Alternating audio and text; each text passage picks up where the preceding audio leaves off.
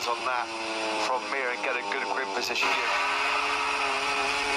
Great effort from Luca Marini in his first outing on a MotoGP bike. Another 122 coming for him, I'm sure.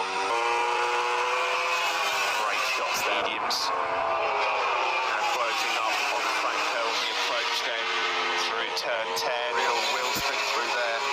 That's where you're going to abuse the rear tyre, so he was trying to be as turn 13, Miller again, another low 122 for him.